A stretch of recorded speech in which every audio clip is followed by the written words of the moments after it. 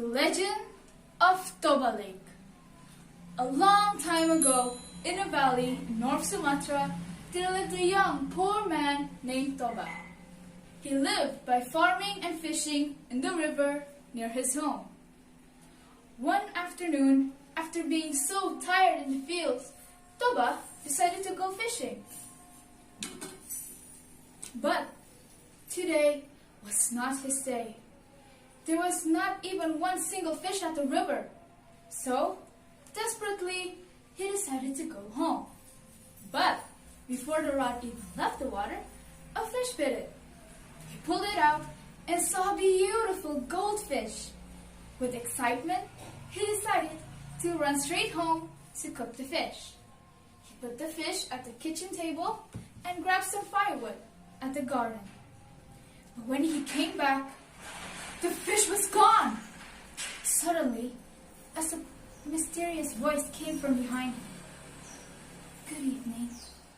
He looked at the source of the voice and saw a beautiful lady with red long hair sitting right in front of him. Toba looked very flustered, so he decided to look at his feet. Who are you, oh beautiful lady, and where did you come from? I was actually the goldfish that you caught this afternoon. Those 3 pieces of gold that I put at your basin was actually my scales. Surprisingly, Toba asked, Will you marry me, oh beautiful lady? But instead of a straight answer, the lady laughed. I never thought you'd ask. It's been so lonely being the only magical goldfish at the river. I was waiting for this day to come. But I will marry you with one condition. Toba looked confused. What's the condition? You must never tell anyone that I was a goldfish in the previous life, or you will have to face the consequences. Toba nodded and said yes. And on that day forward, their marriage continues. They soon found out the similarity that they have over the past few years while they were still alone. Soon, they were granted a child, and they named him Samosir. Samosir turned out to be a very strong yet naughty boy. One day, his mother asked, Samosir, come here, please. Yes, Mom. Could you bring your father's dinner to the fields? He's been so tired after working hard. No, Mommy, I want to play. Why won't you do it? Because I'm cooking dinner for you, she said in a very angry tone. Well, eventually, Samosir's mother had to convince Samosir to bring his father's dinner. Yet, Samosir had to listen. So, as they walked through the fields, Samosir felt very hungry because he realized he didn't eat that much at breakfast. So, he took a peek at the box and inside, it was very delicious. The rice was still fresh, and the fish itself was very hot and juicy. He couldn't resist it. So, he took a bite, a little bit more, and a bit more. But then, Oh, no. he realized that he ate all his father's dinner. So, to close the evidence, Samosir closed back the box and ran back to the fields to meet his father.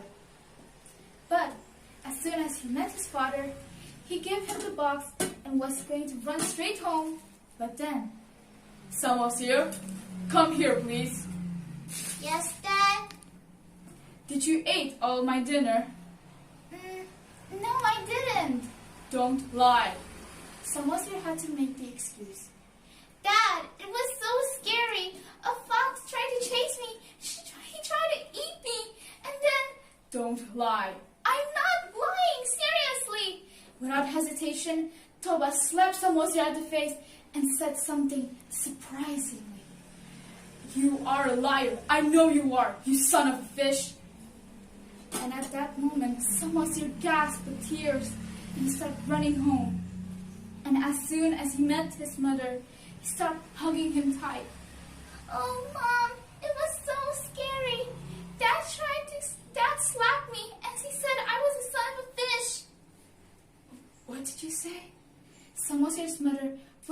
was very surprised at what Samosir had said. He broke his promise. Samosir's mother had no excuse.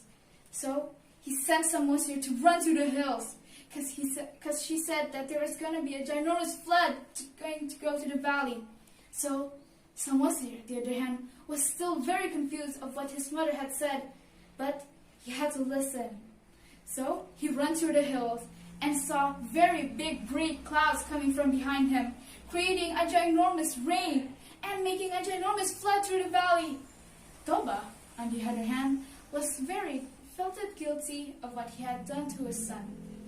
But suddenly the flood came, washing all of the fields, and Toba with it. Toba was swimming for his life, but it was no use. He had realized of what he had done. He had broke the promise that he had with his wife. Soon, the rain hadn't stopped. Samosir's mother turned back into a goldfish and swam with the flood. Samosir was safe at the hills, but Toba was never to be found.